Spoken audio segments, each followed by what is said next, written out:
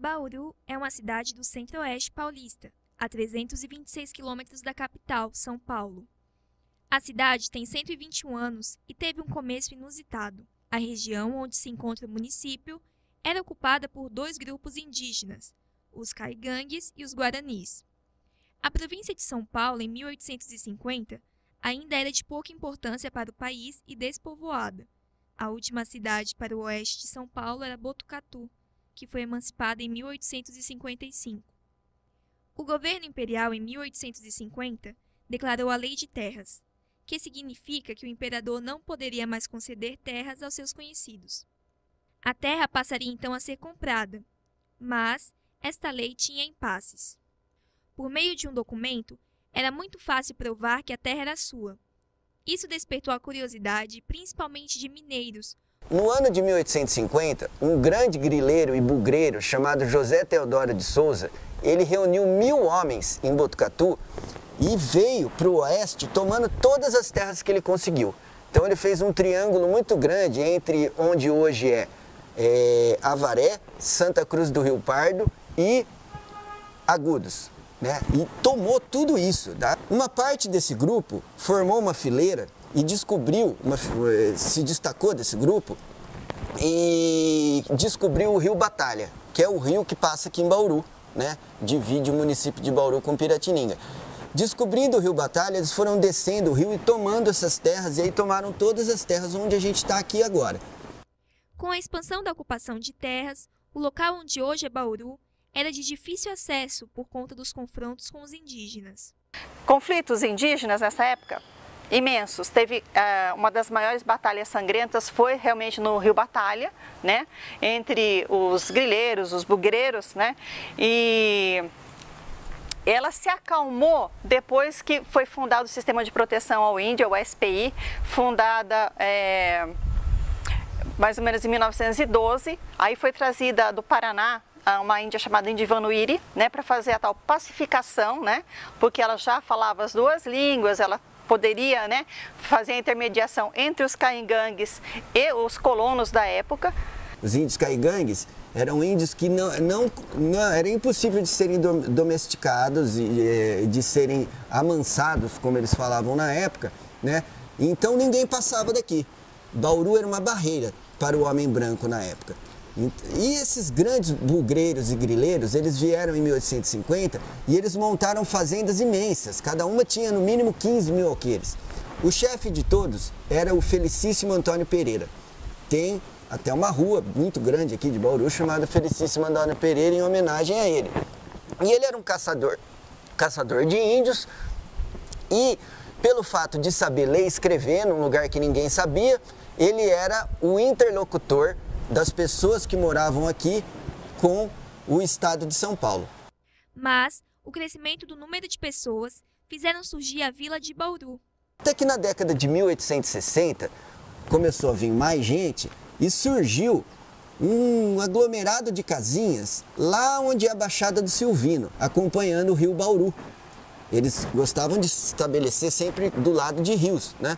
Então, acompanhando o rio Bauru, tinha várias casinhas de pessoas mais pobres. E com o tempo foi formando uma vila. Em 1893, Bauru se tornou uma vila ou distrito que pertencia ao município chamado de Espírito Santo da Fortaleza. Porém, eles apresentavam divergências políticas e em 1896, os vereadores bauruenses aplicaram um golpe político que transferiu a sede de Espírito Santo da Fortaleza para Bauru.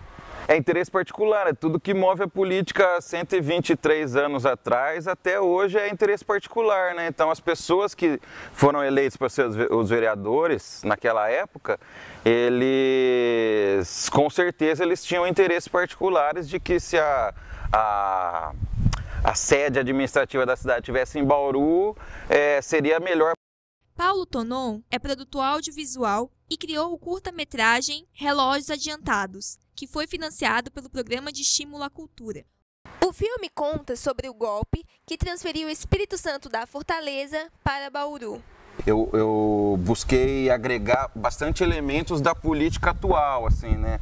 Então essa questão do golpe, ela ganhou um peso muito maior no filme, né? Depois que teve o golpe do Temer mesmo.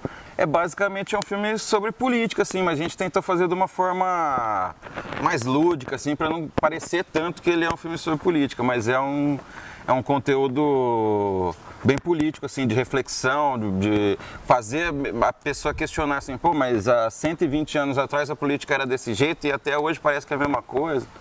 E tem acontecido até hoje, a gente vê em algumas votações em Brasília, o pessoal ainda evita a participação do público em certas votações mais polêmicas, fazem certos debates em portas fechadas, né? Isso aí para a democracia não é legal, né? Teria que ser mais transparente para a democracia ser exercida em sua totalidade, né? Quem tinha mais força política se destacava. Em Bauru, por exemplo, eram Azarias Ferreira Leite e Araújo Leite.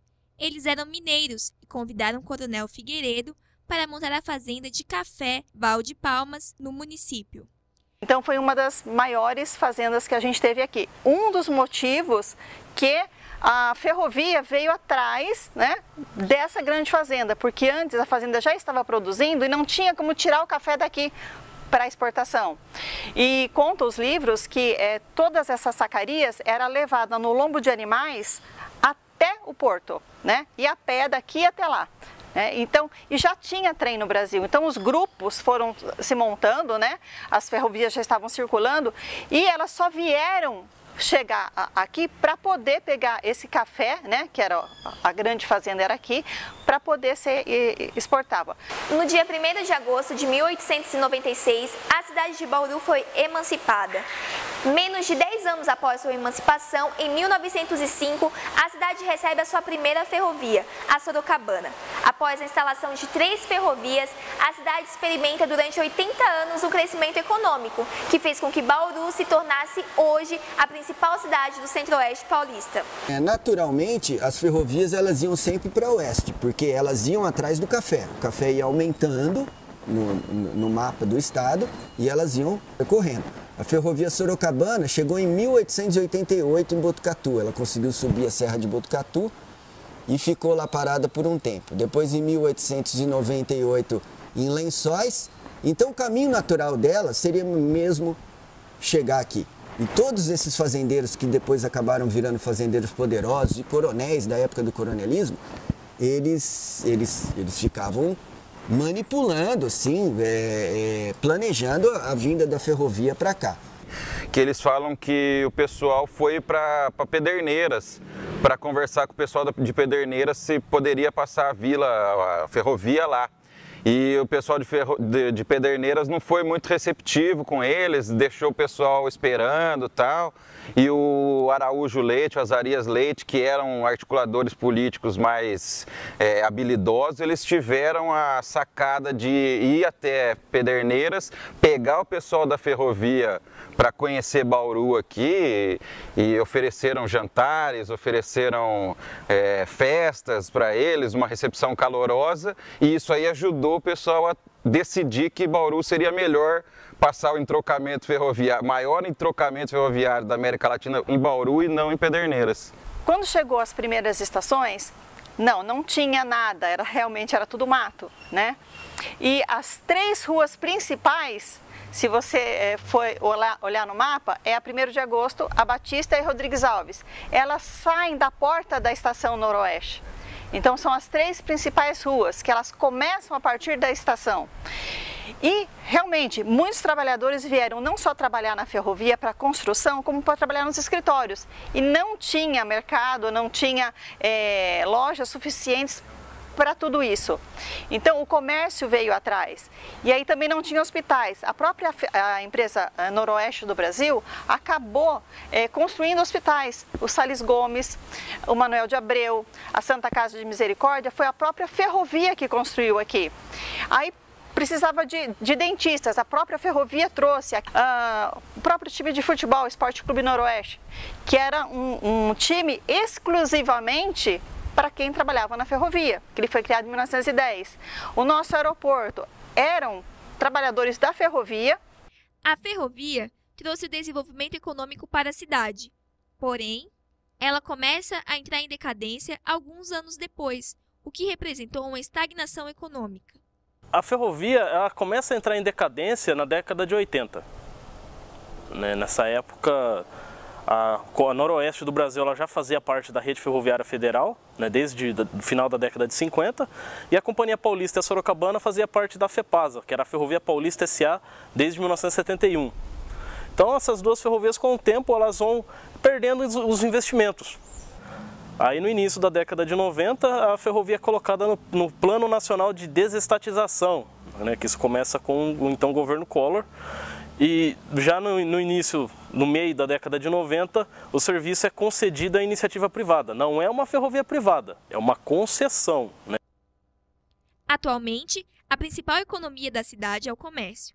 A Rua Batista de Carvalho, que desde o passado era o centro econômico, continua sendo uma das principais ruas da cidade, que sempre pode surpreender seus moradores e visitantes.